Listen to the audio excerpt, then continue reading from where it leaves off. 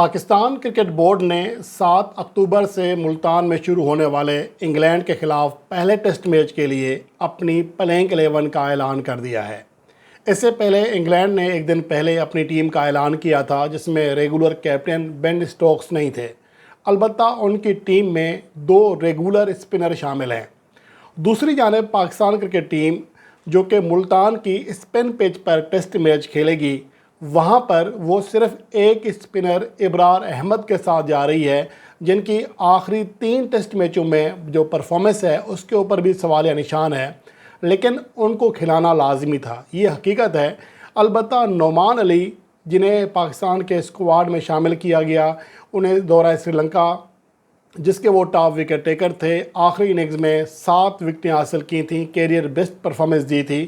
اس کے بعد دورہ آسٹریلیا، پھر بنگلہ دیش کے خلاف ہوم سیریز سے انہیں ڈراپ کیا گیا تھا۔ ان کا کم بیک تو ہوا، لیکن انہیں پلینگ 11 میں شامل نہیں کیا گیا ہے۔ اب یہ پاکستان کی ٹیم مینجمنٹ کے جو فیصلے ہیں، یہ کسی حد تک لگتا ہے ایسا ہے کہ سمجھ سے بالا تر ہیں۔ آپ اپنی ہوم کنڈیشن میں ایک اسپنر کے ساتھ کیسے جا سکتے ہیں؟ آغا سلمان پارٹ ٹائم اسپنر تو ہو سکتا ہے، لیکن ریگولر بنیادوں پر آپ اسے زیادہ توقعات نہیں کر سکتے ہیں۔ لیکن بہرحال پاکستان نے جو کمبینیشن تیار کیا ہے اس میں عامر جمال کی واپسی ہوئی ہے، جس کا دورہ آسٹریلیا میں ڈیبیو ہوا تھا۔ اس میں 18 وکٹیں حاصل کرنے میں کامیاب رہے تھے، شاندار بولنگ پرفارمنس دی تھی۔ اس کے علاوہ 80+ رنز کی ایک شاندار اننگز بھی کھیلی تھی۔ ایز اے آل راؤنڈر دیکھا جائے تو عامر جمال کا ٹیسٹ کیریئر جو کہ ابھی تک صرف 3 ٹیسٹ میچوں پر محیط ہے، اور یہ تینوں ٹیسٹ میچز آسٹریلوی کنڈیشنز میں کھیلے گئے تھے جہاں پر فاسٹ بولرز کو بہرحال مدد ملتی ہے۔ لیکن اب سوال یہ پیدا ہوتا ہے کہ عامر جمال جس نے آسٹریلوی کنڈیشنز میں لاجواب پرفارمنس دی ہے، کیا وہ پاکستان کی کنڈیشنز میں پاکستان کی پچز پر ویسی بولنگ کارکردگی دکھا پائے گا؟ اس کا جواب ہمیں 7 سے 11 اکتوبر تک شروع ہونے والے یا جاری رہنے والے پہلے ٹیسٹ میچ میں مل جائے گا۔ اگر مجموعی طور پر دیکھا جائے تو عامر جمال نے زیادہ متاثر کن کارکردگی نہیں دکھائی ہے۔ حالیہ چیمپئنز کپ ہو گیا یا اس سے پہلے پاکستان سپر لیگ میں کھیلے تو ان کی کارکردگی اس طرح سامنے نہیں آ سکی ہے۔ انہیں پاکستان کی T20 ٹیم میں مواقع ملے، لیکن یہاں پر بھی وہ پرفارمنس نہیں دے سکے ہیں۔ اس کی وجہ یہ ہے کہ وہ گیند کو آگے رکھتے ہیں، اور ٹیسٹ میچز میں تو یہ لائن اور لینتھ آپ کے کام آ جاتی ہے، خاص طور پر جب آپ کو جو پچ ہے وہ سپورٹ کر رہی ہو اور گیند پچ میں باؤنس بھی ہو۔ اب چونکہ آسٹریلوی جو پچز ہیں ان میں باؤنس ہوتا ہے، تو گڈ لینتھ پر پڑنے والی گیند بھی بیٹسمین کے لیے بعض اوقات انتہائی زیادہ مشکل ہو جاتی ہے اور وہ اچھل کر آتی ہے۔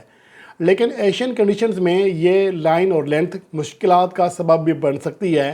اس کا ادراک جو ہے شاید پاکستان کرکٹ بورڈ کی مینجمنٹ کو ہوگا، لیکن انہوں نے شاید اس لیے فیصلہ کیا ہے کہ عامر جمال کی آخری ٹیسٹ سیریز میں جو کارکردگی تھی وہ شاندار رہی ہے۔ لیکن دیکھنا یہ ہے کہ میرا سوال وہی ہے کہ عامر جمال نے پاکستان کی پچز پر پہلے کوئی بڑی پرفارمنس نہیں دی ہوئی ہے، اس لیے ان کی کارکردگی کے اوپر بہرحال سوالیہ نشان ہوگا۔ ان کے اوپر نظریں ہوں گی کہ کیا وہ ویسی کارکردگی دکھا پاتے ہیں یا نہیں۔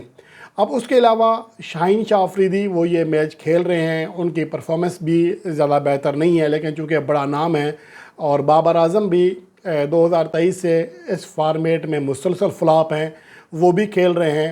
عبداللہ شفیق نے تو انتہا کی ہوئی ہے، آخری 22 اننگز میں صرف 2 50+ اننگز ہیں، 15 کی ایوریج ہے، لیکن وہ اس ٹیسٹ میچ کا حصہ ہوں گے۔ اب پاکستان کی ٹیم پر نگاہ ڈالتے ہیں، جس میں سائم ایوب اور عبداللہ شفیق اوپننگ کریں گے۔ شان مسعود، بابر اعظم، سعود شکیل، محمد رضوان، سلمان علی آغا، عامر جمال، شاہین افریدی، نسیم شاہ اور ابرار احمد یہ پاکستان کے پلینگ 11 کا حصہ ہوں گے، اور یہ کل میدان میں اتریں گے۔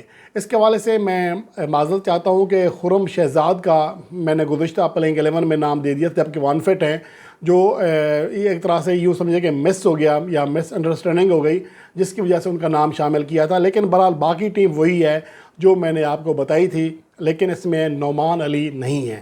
نعمان علی کا مجھے لگ رہا تھا کہ شاہین یا نسیم شاہ میں سے کسی ایک کو کھلایا جائے گا، عامر جمال کھیلیں گے، اور اگر اسپن پیچ ہوئی تو پھر نعمان علی کھیلیں گے۔ لیکن یہاں پر اب جو آ رہے ہیں وہ عامر جمال ہیں۔ عامر جمال کی جو پرفارمنس ہے وہ ٹیسٹ فارمیٹ میں اب تک بہت شاندار رہی ہے۔ شاید یہی وجہ ہے کہ ٹیم مینجمنٹ بڑا فیصلہ نہ لے سکی اور نعمان علی کے بجائے عامر جمال کے ساتھ وہ میدان میں اتر رہی ہے۔